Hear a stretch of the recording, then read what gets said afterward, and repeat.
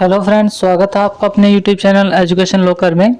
दोस्तों, कल लाइट ना होने की वजह से हमारा लेक्चर आधा छूट गया था, तो आज हम बिना किसी देरी किए हुए वहीं से स्टार्ट करते हैं जहां से कल स्टॉप हुआ था। तो कल हम पहुंच चुके थे वर्ड मीनिंग परिवर्तन पर, बदलाव।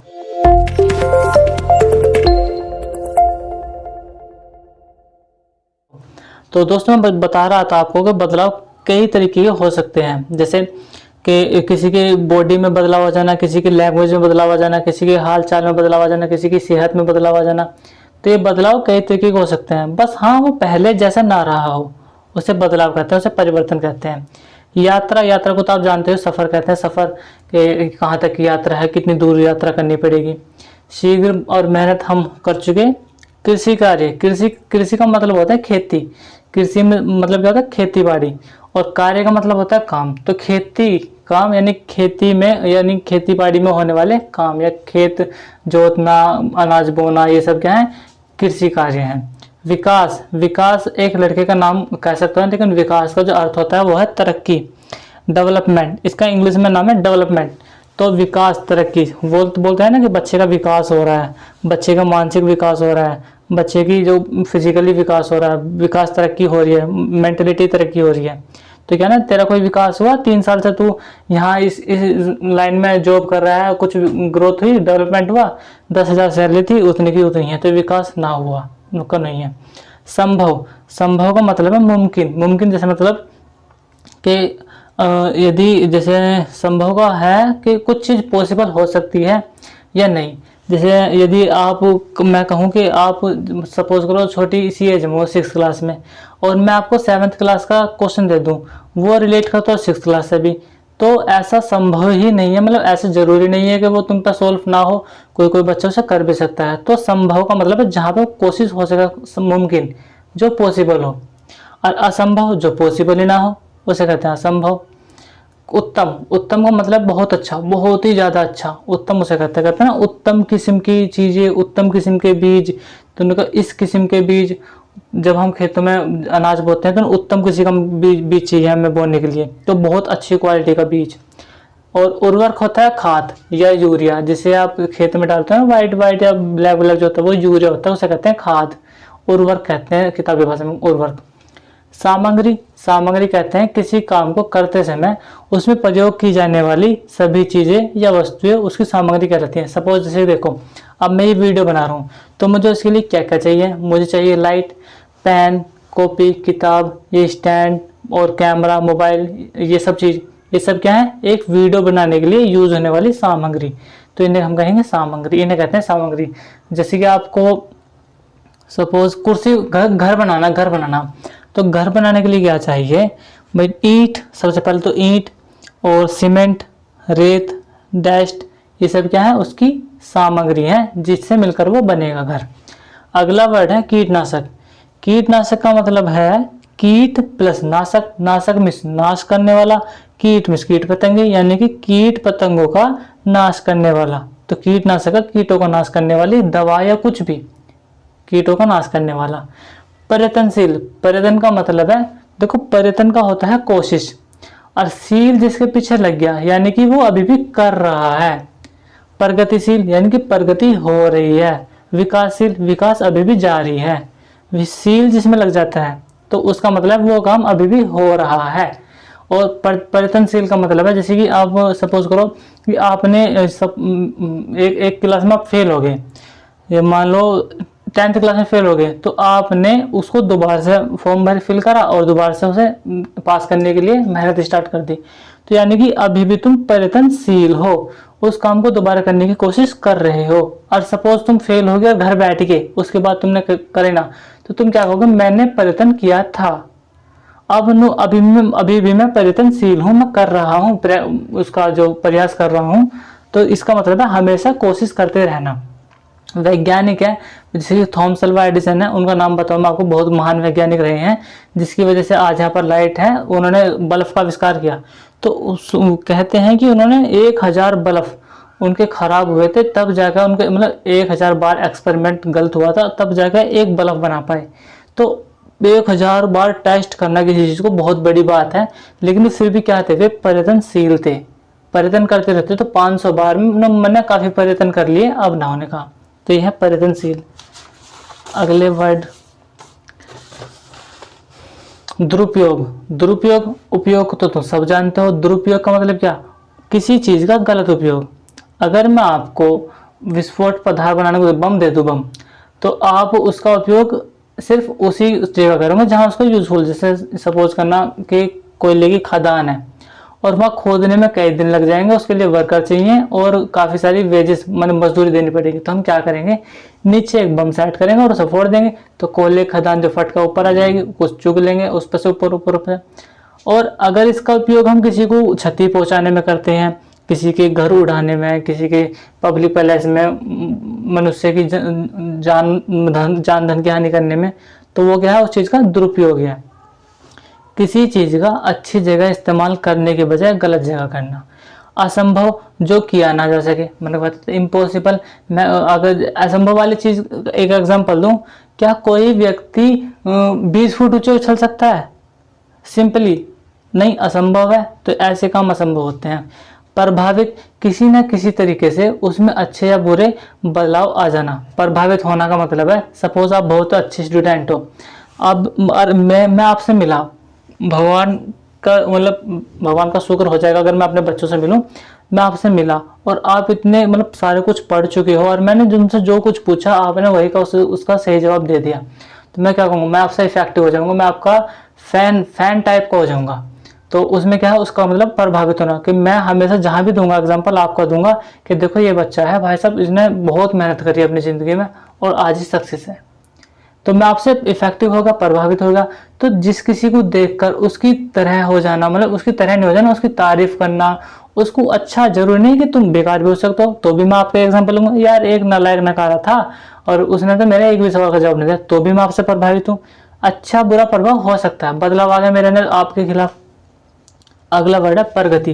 प्रगति विकास एक ही बात है, प्रगति का मतलब भी तरक्की होता है, ठीक। अगला वर्ड है असंतुलित, डिसबैलेंस, जिसे हमें मतलब जैसा हमें चाहिए उससे अलग मिलना। डिसबैलेंस का मतलब ये है, अगर तुम साइकिल चला रहे हो तो तुम थोड़ा थोड़ा डिसबैलेंस हो गए तो तुम गिर जाओगे। तो असंतुलित, उसे भी तो कहा बैलेंस, सब बैलेंस है, बैलेंस को कहते हैं संतुलित। तुम ठीक ठाक चला रहे हो उसे बैलेंस कहते हैं, और असंतुलित डिसबैलेंस होगा तो तुम गिर जाओगे। तो जैसा हमें बैलेंस चाहिए वैसा ना मिलना उसे कहते हैं असंतुलित। रासायनिक उर्वरक, रासायनिक उर्वरक क्या, केमिकल खाद। देखो एक तो रहता है जैविक उर्वरक, जैविक रासायनिक मैं आने वाले चैप्टर में पढ़ाऊंगा वैसे, लेकिन रासायनिक उर्वरक जो लैब में बनाए जाते हैं, जो केमिकल से बनाए जाते हैं, वे वाले खाद। कुछ खाद तो गोबर भी होता है, वो तो ना केमिकल से बनाया जाता है, उसे कहते हैं जैविक उर्वरक। तो ऐसे खाद जो हम लैब वगैरह में बनाए जाते हैं उन्हें कहते हैं रासायनिक उर्वरक। वृद्धि, वृद्धि का मतलब है बढ़ोतरी। सपोज के बढ़ोतरी का मतलब आप जानते ही हो, किसी भी चीज़ में बढ़ोतरी होना, भाई मेरे पैसों में बढ़ोतरी हो रही है, मेरे ज्ञान में बढ़ोतरी हो रही है, मेरी एज में बढ़ोतरी हो रही है, ये कुछ है, जो भी कुछ है। अनुचित, जो उचित ना हो। उचित का मतलब है जो सही ना हो या गलत हो। भाई जो सही ना हो उसका मतलब ये तो मतलब गलत होगा, तो जो गलत हो या जो सही ना हो, ठीक। जो उचित ना हो, उचित का मतलब है कि सपोज करो तुमने 2 घंटे पढ़ाई की और 2 घंटे पढ़ाई करने के बाद और तुमने एक टेस्ट लगाया और उसमें से आपका एक भी क्वेश्चन नहीं हुआ, तो क्या है, वो उचित नहीं है आपके लिए, वो सही नहीं है आपके लिए। तो या तो तुमने पढ़ाई नहीं की या वो टेस्ट बहुत हाई लेवल का होगा। तो अनुचित का मतलब है उचित, वो जो सही है वो ही होना, वो ना होना। संकट का मतलब है खतरा, डेंजर। बोल देखते भी होगा कहीं, वो तुम जानते हो कि क्रॉस का निशान और उस पर कंकाल की खोपड़ी और वो खतरा लिखा जाता है, खतरा। खतरा को तो डेंजर का संकट। भूजल, भूजल का मतलब भू से क्या है, भूमि, और जल का मतलब पानी। भूमि के नीचे जो मिलने वाला पानी है उसे कहते हैं भूजल। तो भूजल जमीन से निकलने वाला पानी। असंयमित, असमित, चलो असंयमित दोहन है वो। असंयमित दोहन का मतलब है कि अंधाधुंध बर्बादी। दोहन का मतलब है किसी भी चीज की बर्बादी, और असंयमित का मतलब है कि लिमिटेड ही ना हो उसकी। सपोज करो तुम पानी बहा रहे हो, ठीक है, तुमने 1 गिलास पानी बहा दिया, खराब कर दिया, वो दोहन है, हम पानी का दोहन कर रहे हैं। बट अनलिमिटेड मात्रा में हमने सबमर्सिबल चलाकर छोड़ दिया, वो असीमित दोहन है कि नहीं? वो अनलिमिटेड मात्रा में जा रहा है, यार हम बहुत ज्यादा दोहन कर रहे हैं, उसे कहते हैं असीमित दोहन। तेज, तीव्र का मतलब है तेज, तीव्र तीव्र गति से दौड़ो, तेज गति से दौड़ो। धमनियां, धमनियां को आवाज कहते हैं। मस्तिष्क को दिमाग कहते हैं। ये जो कहते हैं आपको पढ़ने में थोड़े हार्ड लगेंगे मस्तिष्क, लेकिन आप इन्हें पढ़ना दिमाग। जहां भी आपकी किताब में जब रीडिंग करोगे तो उसमें मस्तिष्क की जगह दिमाग बोलना, बहुत आसानी तरीके से आपको समझ में आ जाएगा सब कुछ। दुष्प्रभाव, गंदा प्रभाव, ठीक। दुष्प्रभाव का मतलब क्या? गंदा प्रभाव। जहां दुष् लग जाए उसका मतलब है उल्टा, गंदा, बेकार। दुरुपयोग भी तो गंदा ही था, गलत उपयोग था। दुष्प्रभाव भी गंदा प्रभाव। अपशिष्ट, खराब पदार्थ जो हमारे यूजफुल नहीं होते उन्हें कहते हैं अपशिष्ट। केले का छिलका, अब केला खा लिया तुमने, छिलके से क्या मतलब? वो तुम्हारे लिए अपशिष्ट है, वो खराब है। और वैसा कुछ भी, आम का छिलका, ये सब क्या है? अपशिष्ट है। अपशिष्ट बहुत सारी चीजें हो सकती हैं। अभाव, अभाव का मतलब होता है कमी। ये 38वां वर्ड मीनिंग है अभाव। अभाव का मतलब है कमी। जैसे कि यहाँ मैं कहूँ कि मेरे यहाँ पे जो है लाइट का अभाव है। भाई लाइट अगर ठीक होती तो कल क्या क्लास रुकती? लाइट की कमी होना। आपके पास क्या है? सपोज आपके पास जो किताब नहीं है या फिर सफिशिएंट मटेरियल नहीं है पढ़ने के लिए, उसका अभाव है। आपके पास मार्गदर्शन का अभाव है। अभाव का मतलब है कमी होना, ठीक। संकटग्रस्त होना, संकटग्रस्त का मतलब है खतरे में घिर जाना। ग्रस्त होने का मतलब ही घिर जाना। तो संकटग्रस्त का मतलब क्या? संकट में खतरा, ग्रस्त माने घिर जाना, खतरे से घिर जाना। निरंतर, निरंतर का मतलब है लगातार, कंटिन्यू। बोलते हैं ना कि भाई इसने पहले इसका एग्जाम दिया, वो भी क्लियर, आरआरबी का दिया, वो भी क्लियर, 6th क्लास का, 7th क्लास का, 8th क्लास का, सारे क्लियर कर दिए इसने एक बार में। मतलब कंटिन्यू, तो क्या है? लगातार, लगातार आप कुछ ना कुछ काम करे जा रहे हो, निरंतर, ठीक। निरंतर जरूरी नहीं है कि निरंतर महावीर फेल में, क्या आप लगातार फेल होते जा रहे हो, आप लगातार पास होते जा रहे हो। तो निरंतर का मतलब बताया हमने, लगातार। क्षरण, क्षरण का मतलब है नुकसान। क्षरण, हम जैसे लोहे का क्षरण, बस जंग लगने पर लोहे का क्षरण होता है, संक्षारण इसे कहते हैं। तो क्या है? लोहे का नुकसान हो रहा। हमारे दांतों में कीड़े लग जाते तो हम दंत क्षरण कहते हैं, दांतों का क्षरण होता रहता है। तो क्षरण का मतलब है नुकसान होना। प्राचीन काल, काल का मतलब क्या? काल, काल का मतलब है समय, और प्राचीन में पुराना, तो पुराना समय, पुराना समय, ये प्राचीन काल है। कृत्रिम, जो भी मानव द्वारा बनाया गया है, हमने जो भी कुछ बनाया वो कृत्रिम है।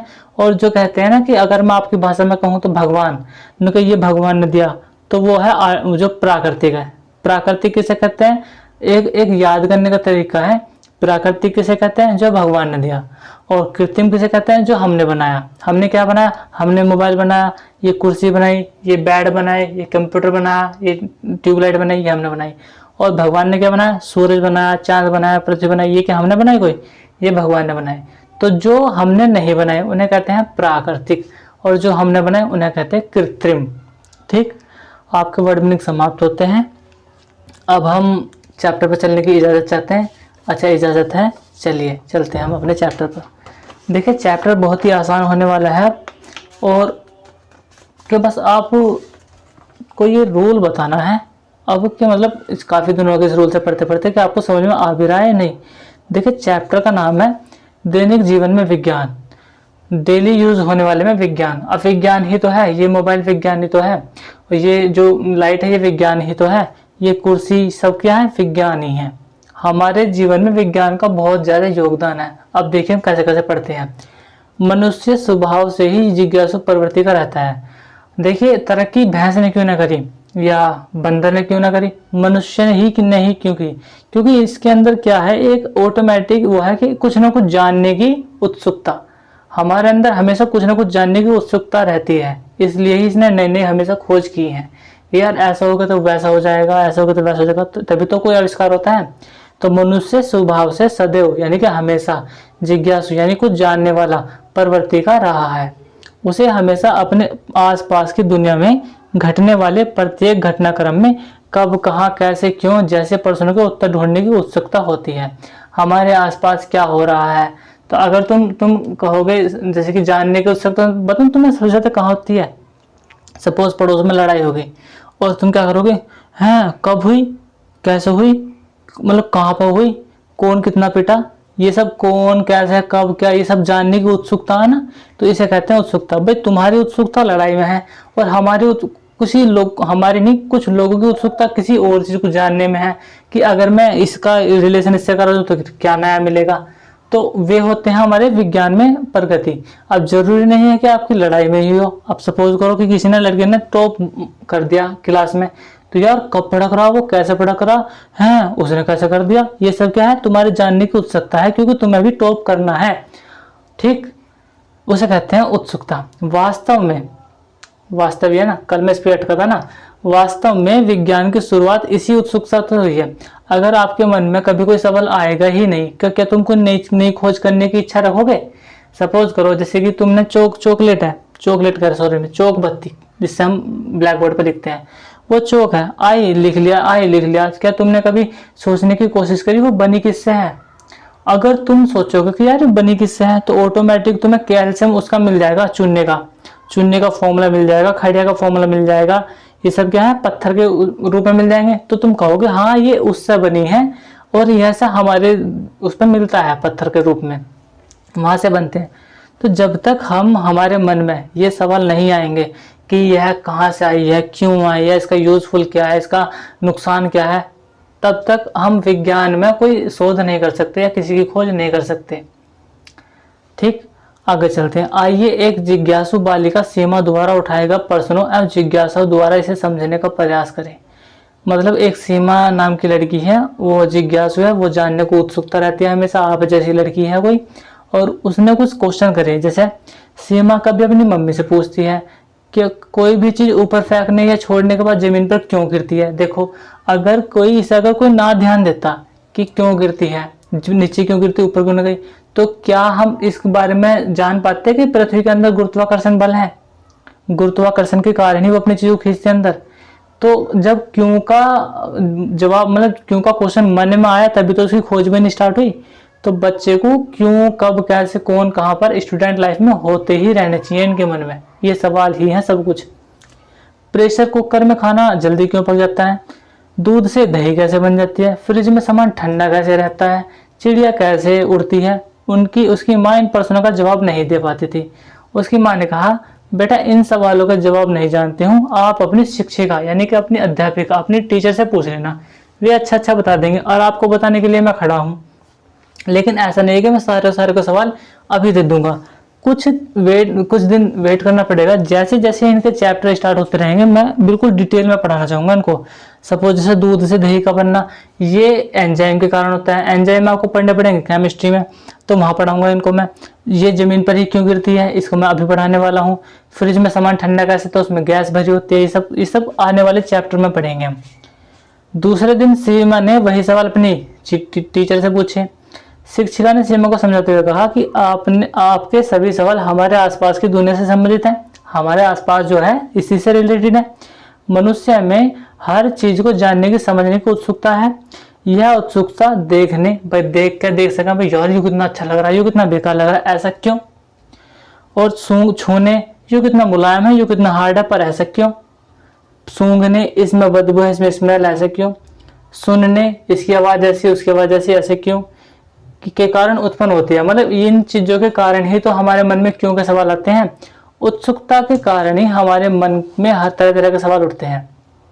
ठीक, विज्ञान इन सवालों का उत्तर देने की कोशिश करता रहता है। सीमा ने कहा ठीक है, लेकिन विज्ञान कैसे इन सवालों का उत्तर देता है। शिक्षिका बोली, यह जानने के लिए हमें यह समझना होगा कि वैज्ञानिक किस तरह कार्य करते हैं। वैज्ञानिक किसे कहते हैं, भाई जो किसी न किसी चीज के पीछे हाथ धोकर लगाओ। ऐसा नहीं कि तुम गिल्ली बल्ला खेल रहे हो तो तुम हाथ धोकर लग रहे हो मैं वैज्ञानिक हूँ, ऐसा नहीं। जो ऐसी चीज जो आने वाले टाइम में लगता हो कि हमारे मानव जीवन के लिए यूजफुल है, अच्छी है और काम आएगी, और उसके पीछे अभी तक किसी ने यूज ना किया हो या मतलब किसी को जानकारी ना हो, और उनके बारे में बहुत ही गहन अध्ययन करना, उन्हें कहते हैं वैज्ञानिक। तो ठीक है, मतलब वैज्ञानिक किस तरह कार्य करते हैं।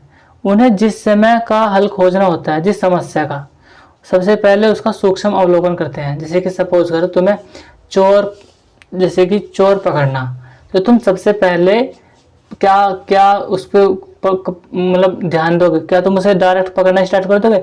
सबसे पहले तुम चोर का ही अध्ययन करोगे। वो आया कहाँ से, उसे निकले हुए कितनी देर हो गई, उसके पास कोई वाहन था, वो किधर को मुड़ा, चोर पे निकाल, कितना बड़ा था, बुजुर्ग था, लेडीज थी, आदमी था, बच्चा था। तो चोर के बारे में अच्छी तरीके से जानना। तो जिस भी प्रॉब्लम आई है, जो भी प्रॉब्लम आई है, जैसे सपोज करो कोरोना वायरस आया, तो पहले कोरोना वायरस के बारे में जानना ना वैज्ञानिकों ने कि ये क्या है, कितने दिन तक रहता है, इसका असर कैसा है, कहाँ पे ज्यादा इफेक्ट पड़ता है, उसके बाद वैक्सीन बनाने पे काम चालू हुआ। तो इसलिए पहले उसके बारे में सूक्ष्म डीप नॉलेज लेना दूसरा स्टेप है उनका, और उनसे संबंधित सभी जानकारियां एकत्रित यानी इकट्ठा कर लेना। एकत्रित जानकारी के द्वारा वे अपने उत्तर के बारे में कल्पना करते हैं कि यार इस तरीके की बनाएंगे ना तो फेफड़ों में देखो वो भी सांस सही जाएगी, नाक से प्रॉब्लम भी खत्म हो जाएगी, गला भी साफ हो जाएगा, तो शायद इसका वायरस का इस तरीके का इलाज हो सकता है। फिर उस पर टेस्ट करेंगे, ठीक है, कल्पना करते हैं, सोचते हैं इस बारे में। इस तरह किसी सिद्धांत की रचना की जाती है कि हाँ भाई हमें ना हमेशा इसके फेफड़ों को सही करने वाली दवा तो ढूंढनी है, गला साफ होना चाहिए ये भी ढूंढना है, नाक में से पानी नहीं बहना चाहिए ये भी ढूंढना है, सिर का दर्द खत्म होना चाहिए ये भी ढूंढना। मतलब सिद्धांत जो रहेगा कि हमें ये चारों चीज का समाधान तो ढूंढना ही है। इसके अलावा तुम अगर बॉडी में कुछ नई टेक्निक डाल सकते हो, जान डाल सकते हो, तो वो तुम अदर कर सकते हो, लेकिन सिद्धांत हमारा ये है कि ये तो करना ही करना है। तो इसे कहते हैं सिद्धांत। इस तरह किसी सिद्धांत की रचना, तो कोई सिद्धांत बना लिया कि हमें इस पर काम करना, ठीक है। सिद्धांत की रचना ही सवाल का सबसे अच्छा समाधान होती है। अगर किसी का सिद्धांत खराब हुआ, भाई अगर किसी को फेफड़ों में दिक्कत है और सिद्धांत बना लिया तुमने पेट का, देखो पेट में कोई दिक्कत ना होना चाहिए, तो अगर किसी का सिद्धांत ही सही नहीं है, मतलब उसका जो जिस पे हम खोज करने वाले हैं उसका रास्ता ही ठीक नहीं है, तो बताओ कैसे काम चलेगा? कोई ठीक ठीक ठीक उस पर डिस्कशन जब होएगा तो रिजल्ट कोई निकलेगा नहीं निकलेगा। तो इसलिए सिद्धांत का सही होना बहुत जरूरी है। उसी से लगभग हमारा जो आधी प्रॉब्लम सॉल्व हो जाती है कि हमें ना तो पैर पे फोकस करना, ना आंखों पे फोकस करना, ना हाथों पे, हमें सीधा फेफड़े पे, गले पे, नाक पे, कान पे, उस चीज से रिलेटेड फोकस करना रहता है, ठीक। सिद्धांत की इस पुष्टि के लिए बार बार प्रयोग करना पड़ता है कि यार ये दवा काम ना करी, दोबारा करो, अब इसकी जगह कोई दूसरी लेकर देखो, ये भी काम ना करी, इसकी जगह कोई दूसरी, ऐसे बार बार प्रयास करना रहता है ताकि यह विश्वास होने लगे कि समस्या का सबसे अच्छा समाधान यही है। अगर देखो किसी से रिजल्ट आया 50%, दोबारा एक और टेस्ट करा उससे आया 65%, दोबारा रिजल्ट आया उससे 45%, तो चौथी बार उससे 30%, पांचवी बार 85%। तो हम जैसे जैसे 50% आया, ठीक है, रख लिया हमने, इससे 50% रिजल्ट है, यानी कि हमें अभी भी 50% तो कुछ तो मिल ही है। उसके बाद आया 65%, तो हम 50% वाली को छोड़ देंगे कि भाई इससे बड़े तो 65 वाली है। उसके बाद आया 45%, तो 45% को तो ऑलरेडी छोड़ देंगे। फिर 85% उसको रख लेंगे कि हाँ अब ये 85% है, जब तक हम कोई नई इससे अच्छी ना बना लेते तब तक इसे चलाइए, और जब 90% का 95% का हम ढूंढ लेंगे तब उसे चला देंगे। इस तरीके का होता है। शिक्षिका ने बताया, जैसे सीमा का सवाल है कि वस्तुएं जमीन पर ही क्यों गिरती हैं। आप रोज देखते हैं कि अगर आप कोई भी चीज हवा में उछालें या फेंके तो जमीन पर गिर जाती है। क्या ऐसा हर जगह और वस्तु के साथ होता है? यह जानने के लिए आपको कई तरह की वस्तुओं के साथ विभिन्न स्थानों पर प्रयोग करना पड़ेगा। प्रयोग का मतलब क्या? तुम्हें पानी के अंदर करना पड़ेगा, तुम्हें पहाड़ों पर करना पड़ेगा, झील में करना पड़ेगा, है ना। हर जगह देखो, क्या सब जगह जो है वो नीचे गिर रही है? नहीं गिर रही। वैसे कि हम जानते हैं हाँ गिर रही है। अगर आप ऐसा करें तो पाएंगे कि हर तरह की वस्तु, फूल, पत्थर, सिक्के, कपड़े आदि, चाहे जहां से गिराए वापस जमीन पर ही गिरते हैं। इसे देखकर महान वैज्ञानिक का मतलब क्या? मतलब इन्होंने कुछ न किसी चीज की खोज की है, तो उनका नाम था सर आइजैक न्यूटन। क्या नाम था? मोस्ट इंपोर्टेंट है, सर आइजैक न्यूटन ने यह निष्कर्ष निकाला, यह रिजल्ट निकाला कि पृथ्वी हर वस्तु को गुरुत्वाकर्षण, गुरुत्व का मतलब क्या? पृथ्वी, आकर्षण का मतलब क्या? खींचना, तो गुरुत्वाकर्षण के कारण अपनी तरफ खींचती है, बस यही है। तो अब क्वेश्चन क्या पूछा जाता है कि पृथ्वी पर कोई भी चीज नीचे क्यों गिरती है? तो सर जी उसमें गुरुत्वाकर्षण बल होता है जिससे वो किसी भी चीज को अपनी तरफ खींचती है। तो अच्छा ठीक है। अच्छा, गुरुत्वाकर्षण के बारे में बताया किसने? सर जी एक महान वैज्ञानिक थे, सर आइजैक न्यूटन, उन्होंने सबसे पहले इसके बारे में बताया था। तो ये है। सीमा अपने प्रश्न का इतना सरल उत्तर पाकर उत्साहित हो गई। बस इतना सा आसान है। शिक्षिका सीमा के उत्साह को देखकर बोली है कि ज्यादातर उत्तर सरल ही होते हैं, लेकिन उनके उत्तर सिद्धांत पाना अक्सर जटिल हो जाता है। कि आंसर तो सेम सही है, हम जानते हैं, लेकिन उसको किस वे में देखना है उसके लिए थोड़ा हार्ड हो जाता है। देखिए, वैज्ञानिक किसी भी समस्या का समाधान प्राप्त करने के लिए वैज्ञानिक विधि के विभिन्न चरणों का द्वारा निष्कर्ष निकालते हैं। देखो, समाधान मतलब उसका सॉल्यूशन, समस्या यानी कि जो क्या है प्रॉब्लम, और वैज्ञानिक विधि किस मेथड से करेंगे, विभिन्न चरण स्टेप वाइज करेंगे, निष्कर्ष रिजल्ट, तो इन्हों से ये निकालते हैं और उससे समाज को लाभान्वित करते हैं। वैज्ञानिक विधि के विभिन्न चरण, पहला है जिज्ञासु प्रश्न करना। सबसे पहले तो कोई भी चीज़ की खोज तब होगी जब पहले मन में कोई क्वेश्चन आएगा। दूसरा है परिकल्पना, इसके बारे में सोचो कि हाँ ये ऐसा हो सकता है, वैसा हो सकता है, नहीं इतना हार्ड हो सकता है, इतना सॉफ्ट हो सकता है। तीसरा है परीक्षण, उसके बारे में टेस्ट करो आखिरकार ये चीज़ है क्या। चौथा है निरीक्षण, विश्लेषण, वर्गीकरण, उसको बांटो स्टेप वाइज कि देखिए पहले स्टेप में हमें गला पकड़ना है, दूसरे स्टेप में हमने चेस्ट पकड़नी है, तीसरे स्टेप में हमें जो है सांस वास, इस तरीके से स्टेप वाइज बोलते हैं। 6 नंबर है 5 नंबर अभिलेखन, उसके बारे में एक थ्योरी लिखो। देखिए अगर हमें को सर्च करना है तो इसी पर ही करना है, अदर ऐसा नहीं कि तुम हार्ट को लेकर बैठ जाओ, तुम यकृत को लेकर बैठ जाओ, तुम हड्डियों को लेकर बैठ जाओ और तुम टाइम खराब करोगे लेकिन रिजल्ट कुछ नहीं निकलने वाला। तो ये सिद्धांत है, इस पे ही काम करना है। छठा है पुनः विचार, एक बार जो हमने देखा उस पर दोबारा सर्च कर लो कि भाई कहीं हमारी गलती तो ना हो गई है, पुनः विचार। सातवां है निष्कर्ष निकालना, इन सब करने के बाद हमारा क्या परिणाम निकला। नो, अब परिणाम इतना निकला कि हमारे पास 85% की दवा है जो 80% कामगार है। फिर है आठवां, मतलब 80% कर 8वां नए प्रयोग, इससे ही रिलेटेड कोई नए प्रयोग करना। ये तो चल ही रही है, क्या पता कुछ नया मिल जा। इन 8 स्टेप पर कोई भी वैज्ञानिक काम करते हैं। सीमा आप विज्ञान के बारे में और अधिक जानने के लिए उत्सुक थी, उसने पूछा विज्ञान ने हमारे जीवन में के लिए क्या क्या क्या है। देखिए हमारे जीवन के लिए काफ़ी सारे कुछ क्या है, लेकिन अभी हम सीमा को शांत करते हैं, अभी बता नहीं सकते कि हमने क्या क्या विज्ञान की देन है हमारे जीवन में, लेक्चर काफ़ी लंबा हो जाएगा। तो दोस्तों आज के लिए बस इतने ही रखते हैं, लेकिन आपसे एक रिक्वेस्ट है, आप जानने वालों हो, देखिए जब आप पर्दा छोटा करोगे यूट्यूब पे तो नीचे एक रेड कलर का सब्सक्राइब लिखा होगा। कैसा? सब्सक्राइब, रेड कलर का। तो आपको उस पर टच करना है और उसका रेड कलर ख़त्म कर देना है। रेड कलर खतरे की निशानी होती है, तो जब तक वो लाल रहेगा तब तक खतरा बना रहेगा, तो खतरे को टालिए, उस रेड कलर को कलरलेस कर दीजिए जिस पर कलर ना हो। आपसे बस इतनी ही रिक्वेस्ट है कि आप ऐसा कर दीजिए, समझ लिए आपने मुझे गुरु दक्षिणा दे दी। ठीक है, तो बाकी दोस्तों हम कल करेंगे इसी से आगे। आज के लिए बस इतना ही। Thank you watching for this video.